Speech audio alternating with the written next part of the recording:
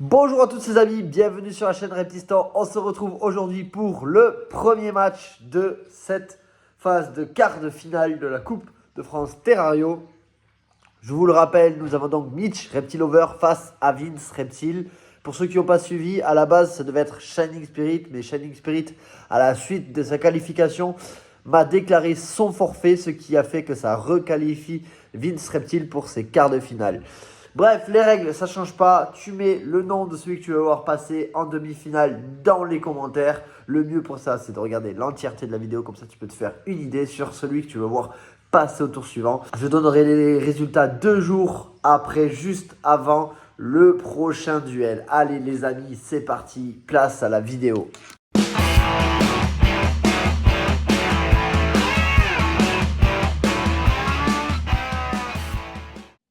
Salut tout le monde, c'est Vince Reptile.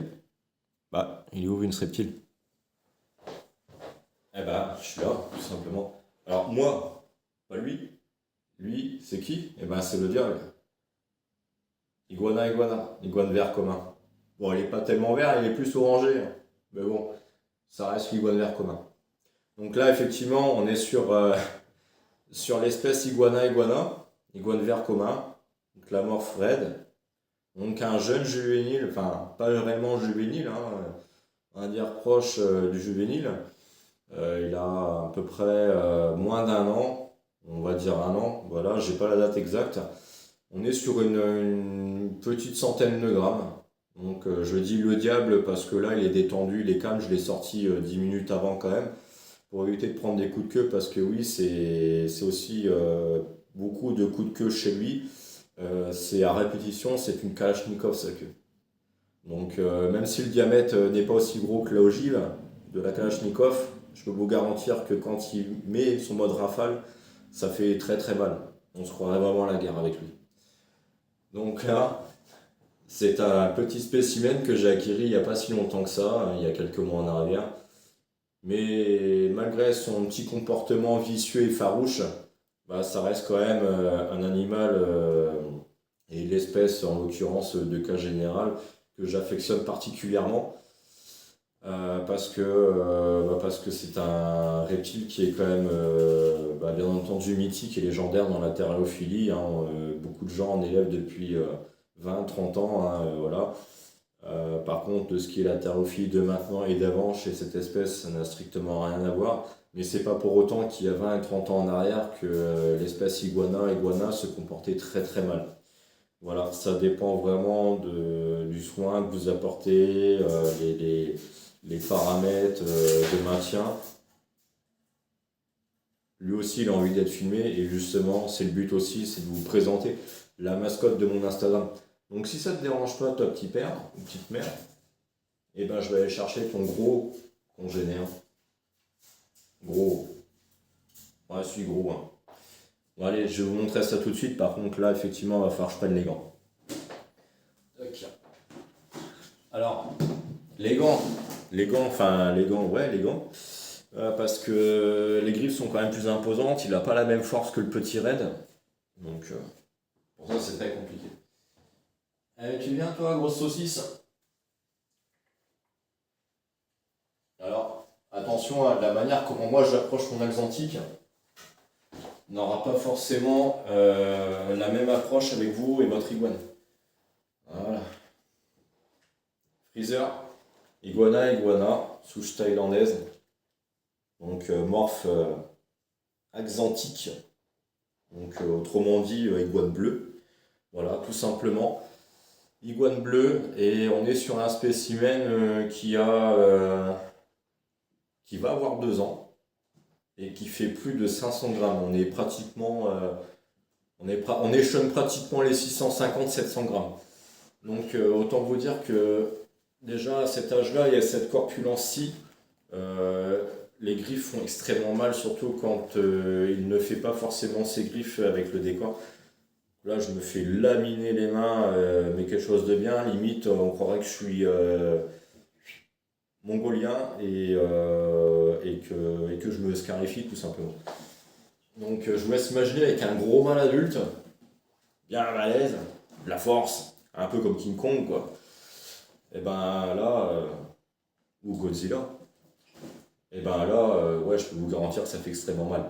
Donc pour en finir un petit peu en brève sur cette vidéo-ci, euh, on est sur une volière qui fait 2 mètres de long sur 1 mètre de large.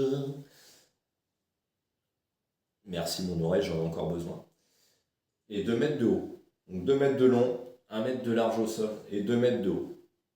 Tu peux éviter de me griffer le cou s'il te plaît. Non, t'as besoin? D'accord, bon bah écoute.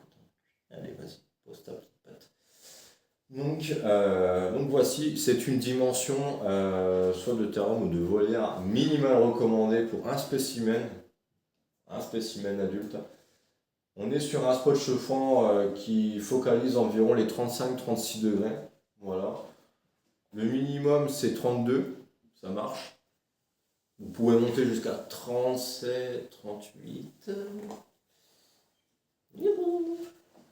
37, 38 et forcément un apport UVB est vachement bien important forcément pour le développement de la masse osseuse et son développement en tout court bien entendu et forcément une source de lumière. Donc c'est un reptile qui est 100% herbivore à un certain stade. Parce que oui, les très jeunes juvéniles peuvent se nourrir de petits vers de farine, mais sous certaines conditions. Je ne suis pas vétérinaire, mais en tout cas, je peux vous dire que j'en ai fait l'expérience avec mon jeune raid. Je lui ai donné quelques petits verres de farine, juste pour un petit démarrage, et après, stop. Il a bien pris, il est bien crapu déjà pour son âge, donc j'en ai pas besoin d'en donner davantage.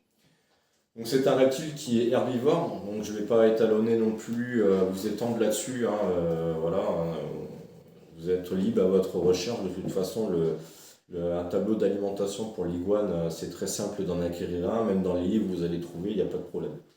Donc voici, hein, je vais vous le rapprocher quand même un peu plus. Voilà. Donc ça c'est un spécimen, ouais, vas-y, je vais t'afficher.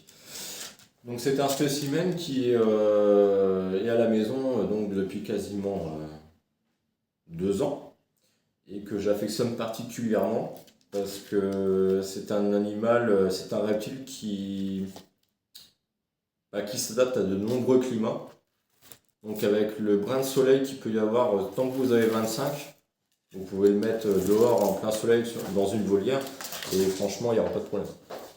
Donc là, je vais récupérer quand même parce que Mister ou Miss était parti pour aller, pour aller sous le canapé. Donc voilà. Donc on va finir sur ces plans-là. Et si vous avez la moindre question ou les moindres questions, bien entendu, je vous invite à aller sur mon Instagram, donc Vince Reptile. De toute façon, le logo, vous n'allez pas le louper. C'est lui. Pas moi. Hein. Lui. Freezer. N'est-ce pas? Allez hop, on va finir sur ces plans d'image là.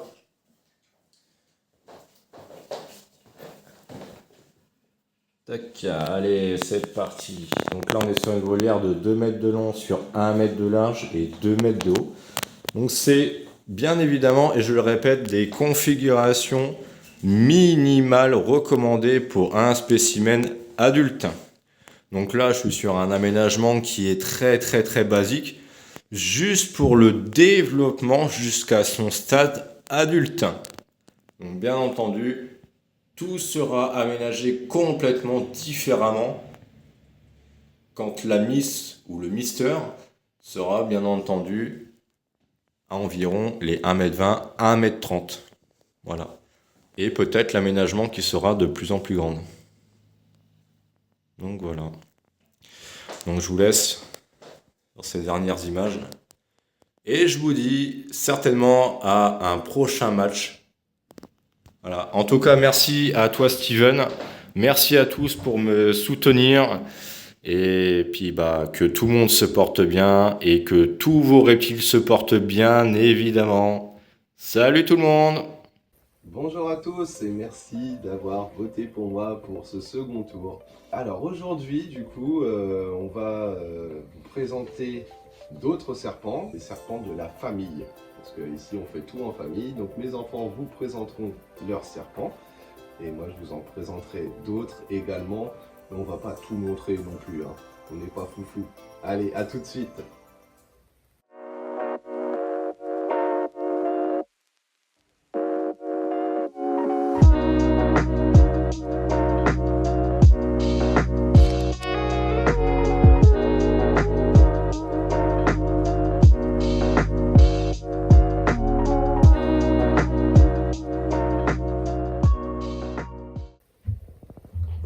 va reprendre avec la première, enfin la dernière qu'on avait vue sur la vidéo. Donc une magnifique boa imperator de 8 ans, une petite femelle. Enfin petite, ça commence à faire une sacrée taille quand même. Et donc elle a une petite histoire, je voulais vous la partager. C'est-à-dire que j'ai été la chercher chez un particulier du coup, alors qu'il ne pouvait plus s'en occuper, qui surtout ne pouvait même plus la sortir de son terrarium tellement elle était agressive. Et donc effectivement, quand j'ai été la chercher, elle était déjà infestée de parasites, donc des petites bêtes un petit peu comme des tiques ou des puces, qui courent sur les serpents, qui se glissent sous leurs écailles et qui leur pompent le sang, donc ça les stresse énormément déjà. La gamelle d'eau était ultra sèche, donc je ne sais pas depuis combien de temps il s'en occupait plus. Et du coup, il m'a dit ultra agressive. Et effectivement, rien qu'en s'approchant de son terrarium, et ben, elle se jetait sur la vitre, elle soufflait, enfin une catastrophe. Quand je l'ai sortie, elle ne m'a pas mordu. Par contre, elle essayait d'attaquer l'ancien propriétaire. Et en fait, ce comportement ne s'est jamais reproduit depuis que tout va bien pour elle en fait.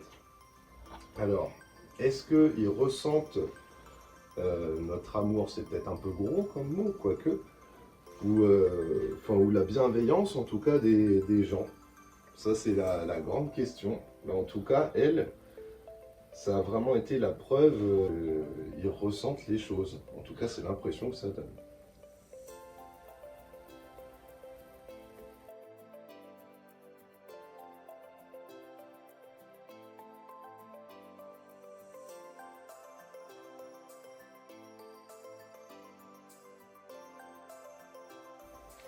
Et donc voilà les petits bébés. Donc celui-ci, c'est un Pantherophis guttatus Snow. Et lui, pour sa petite histoire, c'est le serpent de ma femme actuellement. Ma femme qui avant avait peur des serpents et qui avec moi a appris à les connaître et à les aimer. Et donc maintenant, elle a son petit bébé Pantherophis, donc le serpent classique que tout le monde connaît, mais qui reste toujours superbe, quoi. Il a toujours un choix de coloration tellement énorme qu'on est obligé de trouver le serpent qui nous plaît, quoi. Celui-là, il est en plus tout mignon, tout joli. Bon. Et maintenant, ma fille va vous présenter son petit serpent. Alors, elle s'appelle Mystère. C'est une python Régis qu'on peut retrouver en Afrique de l'Ouest. C'est une classique, donc on peut retrouver sa couleur directement dans la nature. Et d'où son prénom Mystère, c'est parce que mon père, travaillant dans une animalerie, a eu droit à un client ne voulant plus s'en occuper, nous a lancé toute une petite histoire tirée par les cheveux. Et donc il a dit qu'elle avait 7 ans alors qu'elle ne les fait clairement pas.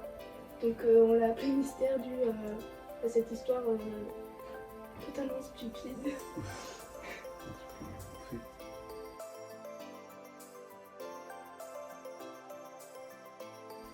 Et maintenant, du coup, le serpent du fiston. Vas-y, je te laisse expliquer un petit peu tout. Hein. Alors c'est un Pantherophis guttatus, il vient d'Amérique.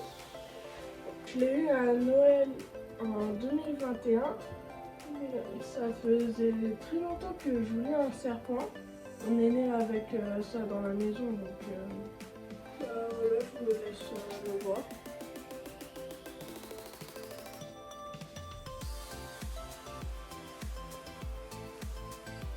Et donc, toi, t'as vraiment pas peur de te faire mordre en plus.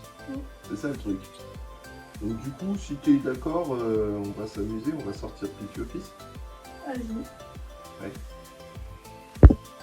Bon, du coup, nous voilà devant le terrarium du Pithiophyse. Serpent hyper tendu d'après beaucoup de terrarios. Et c'est un serpent très bluffeur, mais qui impressionne quand même beaucoup. Alors, comment tu vas t'y prendre pour le sortir? Comme tu le connais maintenant, tu sais comment on fait. Bah, déjà, tu le prends par en dessous, comme tous les autres. S'il me crache dessus, dans tous les cas, t'as ouvert le terrain, tu prends. Voilà. Ouais, ça c'est une règle que j'ai donnée aussi aux enfants. Quand on ouvre un terrarium pour sortir un animal, il faut le faire jusqu'au bout. Parce que sinon, si on hésite et si on le fait pas et si on dit bon bah c'est pas grave, on fera plus tard. Ils vont avoir un mauvais souvenir de nous. Et voilà. Moi j'ai eu une mauvaise histoire avec justement ce serpent. Et que moi, pour faire mon malin, j'ai voulu prendre ce serpent. Donc il m'a mordu le pouce.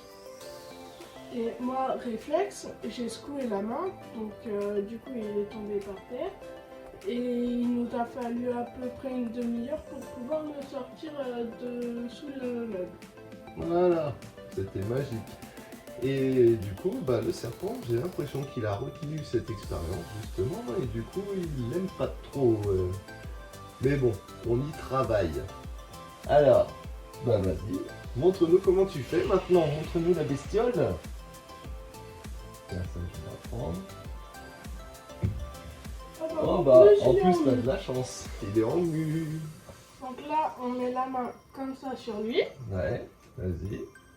Et tu... Et on prend le serpent. Oh, bah là, j'ai eu rien dit. Non, il a rien dit. Et bah voilà. Et oui, en plus là, dur. Parce que monsieur a les yeux bleus, donc pour les nouveaux qui ne connaissent pas, c'est le moment où il prépare sa mue, donc il va retirer la peau supérieure. Ah, ça y est, il commence à chanter là. L'aspirateur. Ouais, ça reste un amour. Oh. Bah, tu peux le côté.